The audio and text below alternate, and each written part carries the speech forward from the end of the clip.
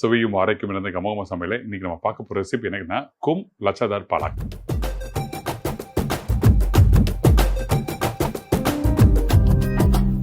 என்னடா கும் லச்சதார் பாலக்கெல்லாம் புதுசா சொல்றாங்க. ஒன்றும் இல்லைங்க, நம்ம மஷ்ரூமும் இந்த பசலைக்கீரை விஷயம் பண்ண போறோம். லச்சதார்னா நீட்டாக கட் பண்றேன் அந்த பக்குவம், அதான் விஷயம். இதில் பார்த்தீங்கன்னா நம்ம ஒரு பேசிக்கான ஒரு ரெசிபி தான் பண்ண போகிறோம், ஒரு பேசிக்கான ஸ்டைல் தான் பண்ண போகிறோம். நீங்கள் மார்னிங் பிரேக்ஃபாஸ்ட் டைமில் நல்ல ஒரு வெஜிடபிள் நல்லா இன்டேக் இருக்குன்னு நினச்சிங்கன்னா அந்த டைமில் இந்த மாதிரி ரெசிபி ட்ரை பண்ணி பார்க்கலாம். ஏன்னா இதில் அதிகமான மசாலா யூஸ் பண்ண போதில்லை, நம்ம யூஸ் பண்ண போகிறோம். ஆனால் இருந்தாலும் சிட்டிக்கு தான் போட போகிறோம், தவிர அந்த காரம் அதிகமாக இருக்காது. பிரேக்ஃபாஸ்ட் டைமில் பார்த்தீங்கன்னா நமக்கு எப்பவுமே ஒரு பேலன்ஸ்டான ஒரு ஃபுட்டு தான் எடுக்கணும். அதாவது ரொம்ப காரமாக இருக்கக்கூடாது, ரொம்ப ஒன்றுமே இல்லாமல் இருந்தாலும் நம்ம நாக்கு ஏற்றுக்காது. அதனால் பேலன்ஸ்டாக நம்ம ஃபுட்டு தரப்போகிறோம். இப்போ இந்த ரெசிபிக்கு தேவையான பொருட்களை ஃபஸ்ட்டு நீங்கள் பார்த்துருங்க, அதுக்கப்புறம் செய்முறையை பார்க்கலாம். கும் லச்சதார் பாலக் ரெசிபிக்கு தேவையான பொருட்கள்: மஷ்ரூம் 1 பாக்கெட், பாலக் 1 கப்பு, வரமிளகாய் 2, மிளகுத்தூள் 1 டீஸ்பூன், மல்லித்தூள் 1/2 டீஸ்பூன், மிளகாய் பவுடர் 1/4 டீஸ்பூன், இஞ்சி பூண்டு பேஸ்ட் 1/2 டீஸ்பூன், கொத்தமல்லி சிறிதளவு, உப்பு தேவையான அளவு, பட்டர் 1 டீஸ்பூன், எண்ணெய் தாளிப்புக்கு தேவையான அளவு. இப்போ நம்ம தேவையான பொருட்கள் பார்த்தாச்சுல்ல. இந்த இடத்துல இந்த பாலாக்கீரை ரஃபாக கட் பண்ணி எடுத்து வச்சிருக்கேன். இந்த மாதிரி பக்குவத்துக்கு இங்கே பாருங்க, ரஃபாவே. இதை கொஞ்சம் பொடிசாக இருந்தால் தான் நல்லாயிருக்கும். அதுக்காக ரொம்ப ஃபைன் சாப் பண்ணணும், பெருசாக இருக்கணும் அப்படின்னால ஓரளவுக்கு மீடியமாக ரஃபாக கட் பண்ணி வச்சுக்கோங்க. அதுக்கப்புறம் மஷ்ரூம். இந்த மஷ்ரூம் சின்னதாக இருந்தால் 1/2, பெருசாக இருந்தால் 1/4. இதான் விஷயம். இல்லை எனக்கு கியூப்ஸாக வேண்டாம், நீட்டாக வேணும் அப்படின்னு சொன்னால் நீங்கள் எப்படி கீரை கட் பண்ணணும் அதே மாதிரி பக்குவமாக நீட்டாக கட் பண்ணி வச்சுக்கலாம். சரிங்களா? இதுக்கப்புறம் நம்ம என்ன பண்ணுறோம், தாளிப்புக்கு சீரகம் போடுறோம். கொஞ்சமாக எண்ணெய் யூஸ் பண்ணியிருக்கேன். எண்ணெய் சூடான பிறகு நம்ம சீரகத்தை நம்ம இதில் போடுறோம். இந்த சீரகம் போடும்போதே வரமிளகா ஒரு 3 வரமிளகா இப்படி உடச்சி போடுறேன். வரமிளகாலாம் ஆப்ஷன் தான், நீங்கள் வேண்டாம்னா விட்டுடலாம். சரிங்களா? இது நம்ம எப்பவுமே காலையில் கொஞ்சம் அந்த தாளிப்பு இந்த மிளகு, சீரகம், இந்த பச்சை மிளகாலாம் சாப்பிட்டு பழகிருப்பீங்க. ஸோ அதனால தான் இந்த வரமிளகாவை போடுறேன். இல்லை எனக்கு மார்னிங் பிரேக்ஃபாஸ்ட் நம்ம ஸ்கிப் பண்ணணும்னு வச்சிங்கன்னா நீங்கள் ஸ்கிப் பண்ணலாம், ஒன்றும் தப்பு இல்லை. சரிங்களா? இப்போ இது போட்ட பிறகு நம்ம என்ன பண்ணுறேன்னா இந்த இஞ்சி பூண்டு பேஸ்ட்டை சேர்க்க போகிறேன். இந்த தாளிப்புலேயே போட்ட பிறகு அந்த இஞ்சி பூண்டு பேஸ்ட்டும் இதில் லைட்டாக அப்படி வறுக்கிற டைமில் நம்ம என்ன பண்ணோம், இந்த மஷ்ரூம் இதில் போட்டுருவோம். எல்லாத்தையும் ஒன்றா போட்டு நம்ம இப்படி டாஸ் பண்ணாதீங்க.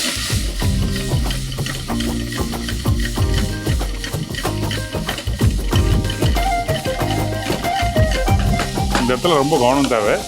ஏன்னா இஞ்சி பூண்டு பேஸ்ட் போட்டிருக்கோம். அந்த இஞ்சி பூண்டு பேஸ்ட் போட்டோன்னா என்ன ஆகுனா, அந்த இஞ்சி பூண்டு பேஸ்ட் அடுப்பில் அதாவது கடாயில் அடிப்பிடிக்க ஆரம்பிக்கும். அந்த டைமில் ஜஸ்ட் பேனில் டாஸ் பண்ணிவிட்டு அதுக்கு பிறகு கொஞ்சமாக தண்ணி ஊற்றி அதை குக் பண்ணுறோம். அவ்வளோதான். இப்படி பண்ணும்போது என்ன ஆகுனா உங்களுக்கு ஒன்றும் ஆகாது. இந்த இடத்துல இன்னொரு ஆப்ஷன் சொல்கிறேன் உங்களுக்கு. இந்த இடத்துல தாளிப்புக்கு எண்ணெய் யூஸ் பண்ணல, இந்த இடத்துல நீங்கள் பட்டர் கூட யூஸ் பண்ணலாம். நான் பட்டர் இனிமேல் கடைசியாக யூஸ் பண்ண போகிறேன். ஆனால் தேவைப்பட்ட நீங்கள் ஃபஸ்ட்டே கூட யூஸ் பண்ணலாம். ஆனால் பட்டர் போடும்போது என்ன விஷயம் கேட்டிங்கன்னா, அந்த சீரகம் கரெக்டாக தாளிப்பு சில பேருக்கு சரியாக வராது. ஏன்னா ஒன்று அந்த பட்டர் ஓவராக குக் பண்ணுவாங்க, கருப்பு கலராக மாற ஆரம்பிச்சிடும். அப்படி கொஞ்சம் கரெக்டான பக்குவம் தெரிஞ்சவங்க நீங்கள் கரெக்டாக யூஸ் பண்ண ஆரம்பிச்சிருங்க. சரிங்களா? இப்போ மஷ்ரூம் போட்டிருக்கேன்.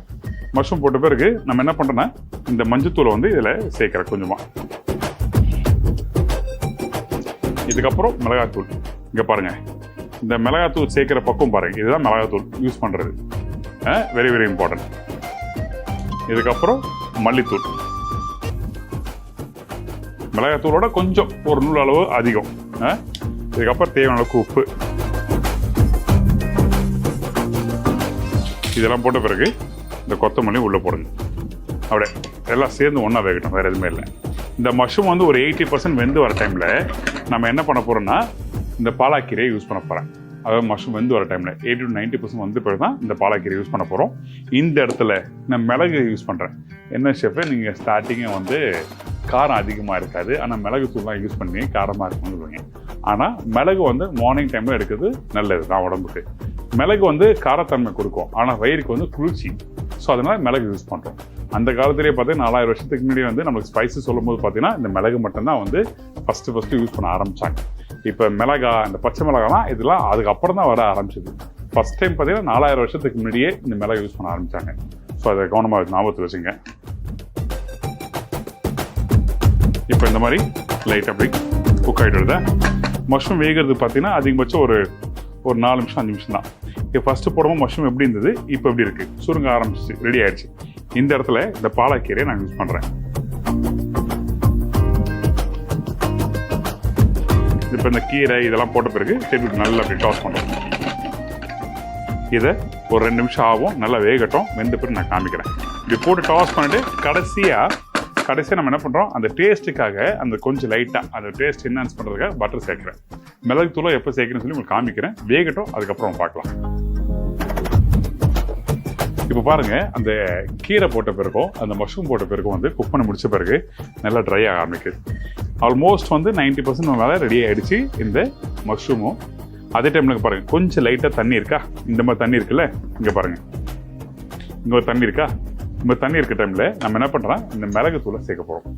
ஏன் இந்த ஸ்டேஜில் யூஸ் பண்ணனா, இந்த அந்த வெஜிடபிள்ஸோட குக் பண்ணி வர அந்த ஸ்டாக் வாட்டரோட இந்த மிளகு தூள் சேர்க்கும்போது அப்போ தான் உங்களுக்கு வந்து அந்த டேஸ்ட்டை வந்து அது காரத்தன்மையே தெரியும், நல்லா டேஸ்ட்டும் கொடுக்கும். சரிங்களா? இப்போ பெப்பர் போட்டிருக்கேன். பெப்பர் தேவையான அளவுக்கு யூஸ் பண்ணிக்கோங்க. இதுக்கப்புறம் இந்த பட்டர் யூஸ் பண்ணுறோம். இங்கே பாருங்கள், பட்டர் நமக்கு எவ்வளோ தேவையோ அது யூஸ் பண்ணிக்கலாம். அதிகமான பட்டரும் வேண்டாம். அப்படிலாம் நெய் யூஸ் பண்ணலாம். நெய் வந்து குட் ஃபார் ஹெல்த் தான். ஒரு நாளைக்கு வந்து 1லேருந்து 2 டேபிள் ஸ்பூன் எடுத்தாவே நமக்கு வந்து நல்லது.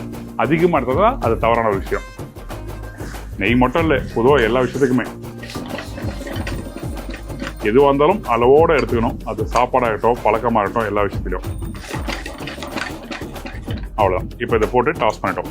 டாஸ் பண்ணி முடிச்ச பிறகு அப்படியே அடுப்பு ஆஃப் பண்ணிட்டு சுட சுட கும் லச்சாதார் பாலக் ரெடி.